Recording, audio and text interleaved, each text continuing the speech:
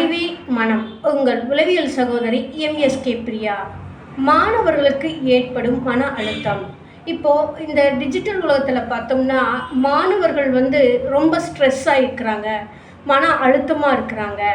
ஆனால் படிக்கிறதுல ரொம்ப சிரமப்படுறாங்க. ஆனால் படிக்கிறதுக்கு உட்கார மாட்டேங்கிறாங்க. ஆனால் மார்க் மட்டும் ஃபஸ்ட் மார்க்கு, செகண்ட் மார்க்கு இப்படி எடுத்துடுறாங்க. ஆனால் படிப்பில் இவங்களுக்கு கவனம் வர்றதில்ல. ஏதோ ஒரு என்டர்டெயின்மெண்ட்டில் இருக்கணும்னு விரும்புகிறாங்க. ஃபோனில் அதிக நேரம் இருக்கணும்னு விரும்புகிறாங்க. வீட்டில் யாரு கூடயும் ரிலேஷன்ஷிப்பில், அதாவது சந்தோஷமாக மகிழ்ச்சிகரமாக இருக்கிறதில்ல. வீட்டுக்கு வந்தால் தனிமையில் இருக்கிறாங்க. ஒரு ஃபோனை கொடுத்துடணும் அப்படிங்கிற ஒரு என்டர்டெயின்மெண்ட்டில் மட்டும்தான் விரும்புகிறாங்க. ஃப்ரெண்ட்ஸுக்கூட பேசணும்னு விரும்புகிறாங்க. அப்போது மாணவர்கள் இந்த நடத்தை ஏன் வருது? பெற்றோர்களுக்கு மிகப்பெரிய குழப்பமாக இருக்குது. இவங்க மார்க் எடுத்துடுறாங்க, ஆனால் நடத்தையில் இந்த மாதிரி பிரச்சனைகள் வருது. ஒரு அதிகமாக கோவப்படுறது, எடுத்தெறிஞ்சு பேசுகிறது, ஏதாவது ஃபங்க்ஷனுக்கு கூப்பிட்டா வராமல் இருக்கிறது, ஏதோ ஒரு சிந்தனையில் இருந்துக்கிட்டே இருக்கிறது, அதிகமாக ஃப்ரெண்ட்ஸு கூட பேசணுன்னு விரும்புகிறது, இந்த மாதிரி என்டர்டெயின்மெண்ட்டாக இருக்கிறதுக்கு விரும்புகிறாங்க. ஏன் இப்படி நடந்து கொள்கிறாங்க? அவங்களுக்கு என்ன மன அழுத்தம்? அப்படி சொல்ல முடியாத பிரச்சனைகளுக்கு உங்களுக்கு என்ன நடந்திருக்கும்? நாங்கள் தான் எல்லா கேரிங்கும் கொடுக்குறோமல்ல. நேரத்துக்கு உணவு, அந்த ஸ்கூலுக்கு கொண்டு போய் விட்டுட்டு கூட்டிகிட்டு வர்றது, அந்த பாதுகாப்பு முறை, அரவணைக்கும் முறை, அவங்களுக்கு வேணுங்கிறதெல்லாம் வாங்கி கொடுக்குறோம், வசதிகளை ஏற்படுத்தி கொடுக்குறோம். ஏன் அவர்கள் இப்படி இருக்காங்க அப்படின்னு பெற்றோர்களுக்கு மிகப்பெரிய ஒரு கேள்வியாக இருக்குது. அப்போ மாணவர்களுக்கு படிப்புங்கிறத விட அவங்களோட அறிவு பாதையில் ஏற்பட்ட பாதிப்பானது, மார்க் எடுத்துருவாங்க, ஆனால் அவங்களால இயல்பான முறையில் இருக்க முடியாது. இது எப்போ உங்களுக்கு தெரியும்னா, அந்த குழந்தைங்க 9th 10th வர்றப்ப தான் உங்களுக்கு மார்க் எடுக்கிறாங்க, ஏதோ சோகமாக இருக்காங்க, ஏதோ பிரச்சனையில் இருக்காங்க, சொல்ல முடியாததில் இருக்காங்கன்னு சொல்லி அட்வைஸ் கொடுத்துட்றாங்க, ஆறுதல் பண்ணிடுறாங்க. தேவையில்லாத உறவினர்கள்கிட்டையும் ஃப்ரெண்ட்ஸுக்கிட்டையும் ஸ்கூலுன்னு சொல்லக்கூடிய அந்த இடங்களையும் அந்த குழந்தைய கூட்டி கொண்டு போய் உட்கார வச்சு, ஏன் இப்படி இருக்கிறேன்னு கேள்வி மேலே கேள்வி கேட்டு அவங்களோட மன அழுத்தத்தை மேலும் அதிகப்படுத்திடுறாங்க. அப்போது அந்த மாணவர்கள் சொல்லவும் முடியல, சொல்லவும் தெரியல, பெற்றோர்களினாலும் புரிந்து கொள்ளவும் இல்லை. அப்போ இந்த மாதிரி மன அழுத்தம் ஏன் மாணவர்களுக்கு வருதுன்னா, இவங்களோட ஆரம்ப காலகட்டத்திலேருந்து இவங்க அறிவின் பதிவில் நிறைய விஷயங்கள் பதிவாயிருக்கும். கெட்டதும் இருக்கும், கேட்டதும் இருக்கும், நடந்ததும் இருக்கும், நடக்காதும் இருக்கும், புரிந்ததும் இருக்கும், புரியாதும் இருக்கும்.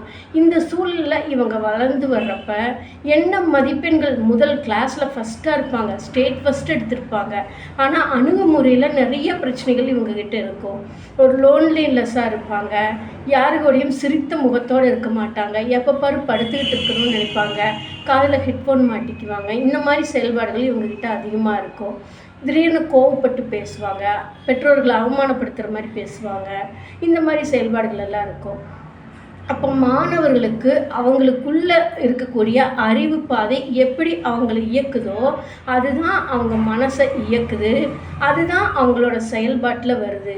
இதை புரிஞ்சுக்காம பெற்றோர்கள் உன் பிரச்சனை என்னன்னு என்கிட்ட சொல்லு, நான் உன் ஃப்ரெண்டு மாதிரி, நான் உனக்கு எல்லா வகையில் சப்போர்ட் பண்ணுறேன், உன் பிரச்சனைக்கெல்லாம் தீர்வு இருக்குன்னு சொல்லி மறுபடியும் அந்த பிரச்சனையை ஸ்ட்ராங் பண்ணிவிட்டு எங்ககிட்ட கூட்டிகிட்டு வரப்போ அதை மாற்றுறதுக்கு நீண்ட ஆண்டுகள் கூட தேவைப்படுது.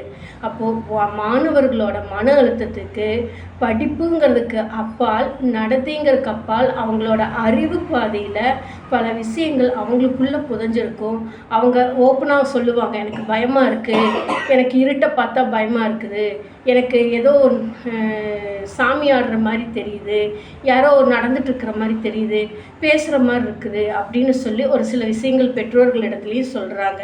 அவங்க என்ன பண்ணிடுறாங்க, பெற்றோர்கள் சில பூஜை புனஸ்காரங்கள் பண்ணிடுறாங்க, இல்லைனா அட்வைஸ் கொடுத்துட்றாங்க. இது சார்ந்த மோட்டிவேஷன்னு சொல்லக்கூடிய அந்த நபர்களையோ அவங்க வீட்டுக்கு வர சொல்லி, இல்லைனா அவங்கள அங்கே கூட்டிகிட்டு போய் அந்த குழந்தைகிட்ட பேசுகிறப்போ அவங்க அந்த எண்ணத்துலேருந்து வெளியில் வரவும் முடியாமல், இவங்க சொல்கிறதை ஏற்றுக்கவும் முடியாமல் இவங்களுக்கு மறுபடியும் பாதிப்பாயிடுது. அந்த குழந்தைங்க எந்தவித வளர்ச்சிக்கும் வராமல் பெற்றோர்களே ஒரு சில நேரங்களில் தள்ளிடுறாங்க. அந்த குழந்தைய யாரை பார்த்தாலுமே அந்த குழந்தைகள் வெறுக்க ஆரம்பித்துடுது. யார் பார்த்தாலுமே அட்வைஸ் பண்ணிடுவாங்க, எனக்கு இது தேவையா, எதுக்கு நான் போய் இது இவங்ககிட்ட சொன்னேங்கிற எண்ணத்துக்கு அந்த மாணவர்கள் தள்ளிடுறாங்க.